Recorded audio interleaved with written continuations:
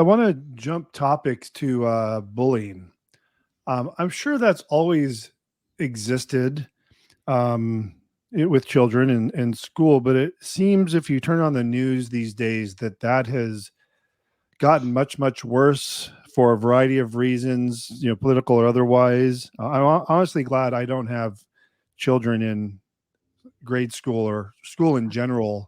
I mean, Hmm. depending on the state, obviously, but I'm glad I'm not having to deal with some of these things we're seeing. So, bullying, what resources or help can you provide or advice for parents to give their children if they're experiencing bullying, or even to the parent in addressing this with their kids? Because it's gotten so bad, there's people moving out of school districts to avoid the bullying. Well, as parents, we really need to be plugged in. So if we're not involved and we don't, it starts with creating a relationship of trust with our kids. So that's first. Have we created a relationship of trust where our child can tell us what's going on? I talk a lot about creating the culture and leadership of in our home. So we're only in charge of us. We're not in charge of others. So if I'm sending my child to a school district where they're not handling bullying, I have to say a lot of these teachers are overwhelmed because the parents aren't doing their job. So we're expecting schools to do the job of the parents. So there's debate on both sides there. So Mm. I'm only in charge of me, my kids, and how my kids view a situation. I was bullied when I was growing up. My daughter was bullied. One of my sons was bullied. It's part of, it's like a rite of passage at this point, unfortunately. Yes, and the stakes are getting higher with bullying, and then the mental health issues and suicide and all of that.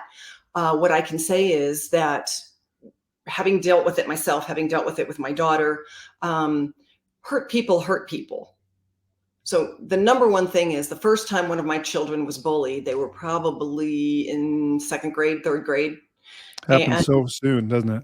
yes, so the first thing I said when my child came home and said, so-and-so said and did this, the first thing I said was, they hurt people hurt people. So I'm so sorry. I said, I think that maybe they're getting some painful situations at home. So let's first approach this with some empathy and look at the child as not the bully, but that what might be going on at their home. Sometimes children have sad home life. Like, I would explain a lot. I took time for training and I treated my child with respect and was honest about what might likely be happening in that child's house.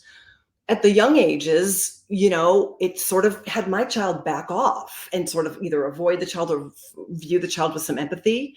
And that kind of worked itself out. And of course, if things started escalating, then I would either talk to the teachers, we would document it, maybe talk to the other parents. But again, there's a whole way to approach that, not in an accusatory way. There's a whole host of ways that we approach it with respect. Any type of negotiation, whether it's business or our kids or any relationship, I give a little, you give a little, we both win. I teach that approach. So as they were older and the stakes did become higher with my daughter in the teenage years, we talked about, and I talk about this in my book. I give a whole example of how to circumvent this, how that you are in charge of you, your instincts are right, how we can shore up Mm. my daughter's intuitiveness, confidence, and how to handle it, and that we feel sorry for these people. Because gosh, what must they be dealing with at home that they're lashing out? And this is how people react when they're doing this. Mm. There's something going on at home. So I only had control over how my messaging was with my daughter, and that really works. The other thing that I talked about with bullying is that, again, I'm plugged in. My daughter trusted me. She told me what was going on. I neutralized it. I didn't make it about her as much as kids can think it's all about them. I used words to neutralize it, and then I got involved with going on a date with my daughter. So at 13, 14, you pick the movie, you pick the restaurant, and I sort of bridged the gap. And I gave her, quote, plans that she wasn't included on. So her feelings were hurt. Friends were getting together without her. She was cut out of group chats, whatever it is that was going on. I stepped in. So I'm an involved parent. I'm there. We're setting dates. She gets to choose. I'm getting to talk to her. So we spent time together, and I invested a lot more into her and her time. And listening and just having fun with her until, she got a little older. She could drive, she could work, she could do sports, and things sort of leveled off. So there are a variety of ways to handle bullying. There isn't really one easy answer, but it is multifaceted, and that's pretty much how I talk about handling it. You talk about also social media and how to bring balance. And I have a kind of specific question. Are you having to address with parents bullying their children might be receiving through social media?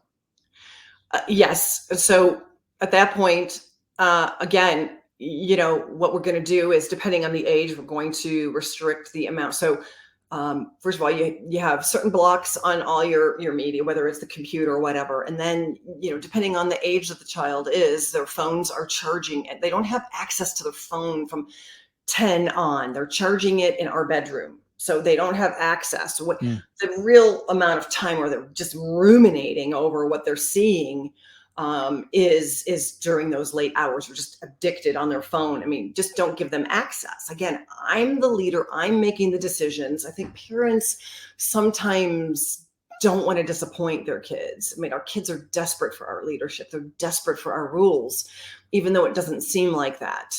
They're just really looking to us to provide those parameters, those borders around that little bit of freedom. So my philosophy is not, well, then just don't give them social media. My philosophy is, we can't put our head in the sand. My kid has to navigate this at some point. Why not navigate it under my roof while we can talk about it? And by the time they do get on their own and they're in college or they're out on their own, they have some tools with which to monitor and balance this stuff. But yes, it's a very big conversation with parents. And porn is also probably one of the top things that I deal with parents that have kids 13 and over. Wow. Starts that early, huh? Yeah, even earlier.